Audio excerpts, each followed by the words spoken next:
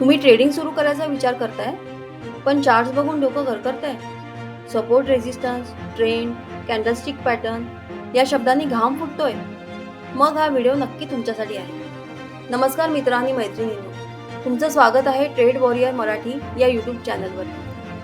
जर तुम्हाला ट्रेडिंगमध्ये मोठे यश मिळवायचं असेल तर यशाची पहिली पायरी आहे टेक्निकल ॲनालिसिस.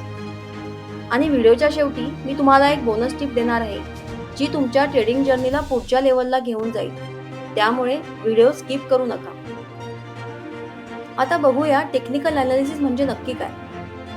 तुम्ही मार्केटमध्ये कधी विचार केला आहे का की एखाद्या शेअरची किंमत किंवा प्राइस वर जाईल की खाली? जर हो तर समजून घ्या, टेक्निकल ॲनालिसिस हे भविष्य सांगण्याचं जादू नाही, पण हा एक अभ्यास आहे. यामध्ये प्राइस चार्ट, इंडिकेटर्स आणि पॅटर्नचा अभ्यास केला जातो. यातून आपल्याला समजतं मार्केटमध्ये बाईंग जास्त आहे की सेलिंग जास्त आहे, आणि मग आपण स्मार्ट ट्रेडिंग डिसिजन घेऊ शकतो. टेक्निकल ॲनालिसिसच्या मुख्य 3 गोष्टी आहेत. चार्ट्स बघून गोंधळू नका, कारण तुम्हाला फक्त या 3 गोष्टी शिकायच्या आहेत. पहिलं म्हणजे सपोर्ट आणि रेझिस्टन्स, दुसरं म्हणजे ट्रेंड्स आणि चार्ट पॅटर्न्स, जसं की अप ट्रेंड, डाऊन ट्रेंड आणि साइडवेज ट्रेंड, आणि तिसरं म्हणजे कॅन्डलस्टिक पॅटर्न, जसे की हॅमर, शूटिंग स्टार आणि डोजी. आज आपण या व्हिडिओमध्ये सपोर्ट आणि रेझिस्टन्स शिकूया व पुढील व्हिडिओमध्ये बाकी 2 गोष्टी शिकूया. या चॅनलला तुम्ही अजूनही सबस्क्राईब केलं नाही का? अरे मग करा ना, कारण इथे तुम्हाला खूप काही शिकायला मिळणार आहे. आता बघूया सपोर्ट आणि रेझिस्टन्स. अगदी सोप्या भाषेमध्ये सांगायचं झालं तर सपोर्ट म्हणजे जमीन, किंमत खाली आली की तिथे थांबते, आणि रेझिस्टन्स म्हणजे छत, किंमत वर गेली की ती तिथून परत येते. आता बघूया सपोर्ट म्हणजे काय. सपोर्ट म्हणजे बाजारातील एक अशी लेवल जिथे किंमत खाली जाऊन थांबते आणि परत वर जाण्याची शक्यता असते. याचा अर्थ त्या लेवलला खरेदीदार म्हणजेच बायर्स मजबूत असतात आणि विक्रेते म्हणजे सेलर कमी असतात.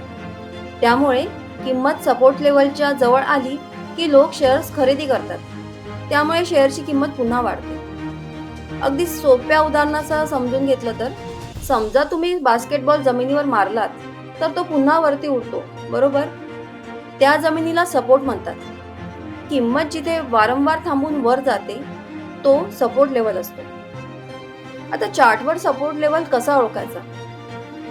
मागील वेळेस जिथून किंमत वर गेली होती तिथे सपोर्ट असू शकतो, किंवा सपोर्ट लेवलला मोठ्या खरेदी ऑर्डर्स और बाईंग ऑर्डर्स असतात. काही वेळेला सपोर्ट लेवलला शेअरची किंमत थोडीशी खाली जाऊ शकते, पण लगेचच ती परत वरती येते. आता बघूया रेझिस्टन्स म्हणजे काय. तर रेझिस्टन्स म्हणजे बाजारातील अशी लेवल जिथे किंमत वाढून थांबते आणि परत खाली येण्याची शक्यता असते, कारण त्या लेवलला विक्रेते म्हणजे सेलर जास्त असतात आणि खरेदीदार म्हणजेच बायर कमी असतात. त्यामुळे किंमत त्या ठिकाणी पोहोचली की लोक विक्री करतात आणि ती किंमत पुन्हा खाली जाते. आता सोपं उदाहरण घेऊन समजूया. समजा तुम्ही छताकडे बॉल फेकलात तर तो छताला लागून परत खाली येतो, बरोबर? तर त्या छताला रेझिस्टन्स असं म्हणतात. किंमत जिथे पुन्हा पुन्हा वाढून थांबते आणि खाली येते तोच रेझिस्टन्स लेवल असतो. आता चार्टवर रेझिस्टन्स लेवल कसा ओळखायचा? तर मागील वेळेत जिथे किंमत जाऊन खाली आली होती तिथे रेझिस्टन्स असतो.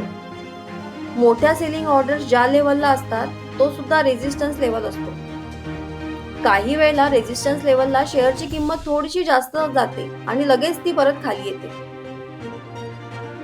आता बघूया ट्रेडिंग करताना कोणत्या चुका करू नये. पहिलं म्हणजे बिनधास्त ट्रेड करू नका. आधी चार्ट पहा. दुसरं म्हणजे फक्त स्टॉकच्या किमतीवर जाऊ नका. आधी त्याचा ट्रेंड बघा.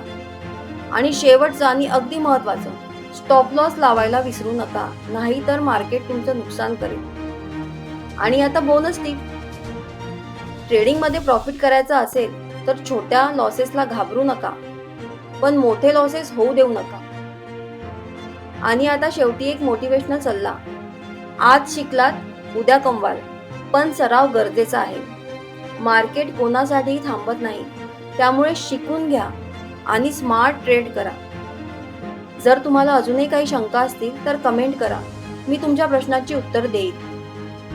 आणि व्हिडिओ आवडला असेल तर व्हिडिओला लाईक आणि चॅनलला सबस्क्राईब करा, कारण इथे तुम्हाला खूप काही शिकायला मिळणार आहे. बेल आयकॉन दाबा आणि पुढच्या ट्रेडिंग टिप्ससाठी तयार राहा. भेटूया पुढच्या धमाकेदार व्हिडिओमध्ये. तोपर्यंत हॅपी ट्रेडिंग. धन्यवाद.